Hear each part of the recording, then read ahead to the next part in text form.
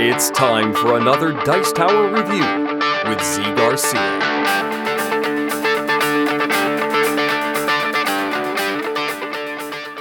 Hey folks, today I'm going to be taking a look at a game put out by R&R Games called Hey Froggy. Hey Froggy.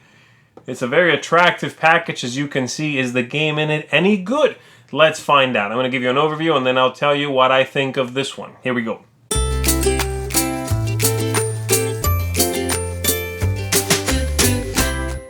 Here's what the game looks like, set up for 2 players.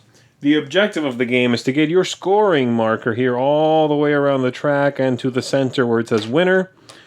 And the way you do that is by using these scoring cards to move the frog, your scoring pawn based on where the frogs are on the table. So here's what a turn looks like. Let's take a look at the card here. Handy dandy cheat sheet, and tells you what to do. The first thing you're going to do is you're going to pick a frog color. As you can see, the frogs start in 4 stacks of 3 frogs each. You are going to pick a frog, and you are going to roll one of the dice. Normally 1. If you want to roll any more, then you can spend some of these flies. You start with 2. If you flip one over, you can roll 1 more die. So let's say I'm not going to do that. I am going to say, let's say blue. And I'm going to roll the die here. I got a 1. Alright. Then I'm going to look at my cards here. And I'm going to see if there's anything that's going to help me. I'm going to say I could do this frog moves 1. It always moves clockwise. And so it would land on top of this frog here. And it would reveal 1 red. And it would hide 1 yellow. Fine. I'm not going to do that. Instead, I'm going to move this frog. Now, when you are moving, let's say I had rolled a 4, you always skip empty spaces. This space is not empty, by the way. There are flies here, and so if I'm moving 1, I'm actually going to land where these flies are. But if I was moving 3, I would do 1, skip all that, 2, 3. So what do the flies do when you land on them? Very simple. You're going to put the new frog in that space, and you're going to move the flies ahead 1, and you get these back. And so if you've spent them both, 1 or both, you get them all back, okay? So I've done that. I picked the frog. I could flip some flies, but I did not do that. Let's get that to focus there. There we go. Then I rolled the die. I rolled a single one in my case. And then I moved the frog of the chosen color. And now I get to score. The way scoring works, I'm going to spend these cards. If I play a single card, I get 1 point. 2, 2, 3, 4 points, all 4 cards, 7 points. Then I draw back up. So, 1 yellow means there is 1 yellow showing. That is the case. There is 1 yellow showing. So I'll be able to play that. Let's put it there. 1 green. There is 1 green showing right there, so I'll be able to play that. 3 blue. No, not quite.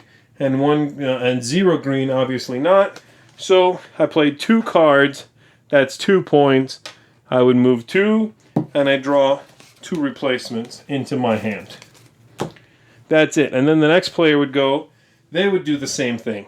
If on your turn you do not score any cards, then instead, obviously in this case, I would score this, okay? Let's assume I don't score any of them. Then I can discard as many as I want to, and I can draw replacements. You continue doing this until 1 player gets all the way to the inside of the track. This obviously will extend every time someone lands on the flies. It sort of grows, but sometimes it will shrink if there's a single frog and it moves. It creates an empty space, which again you'll skip when you're moving around frogs. That's pretty much it. Keep doing that, playing large sets if you can manage it. If you get to the center before anyone else, you win the game. Well, as you can see, Hey Froggy is clearly family fare. That's not bad, but it is very simple and very, very lucky. The game is full of luck, has tons of luck. In fact, I prefer it with fewer players because with more players, the board will change more between your turns, and then you'll be at the complete mercy of dice and what you get. You know, with 2 players, there's a little more you can do. You know, when you, for example, don't score anything and discard cards, you know there will only be one person affecting the board before it's your turn again. So that's good. When I first played this game, I really disliked it.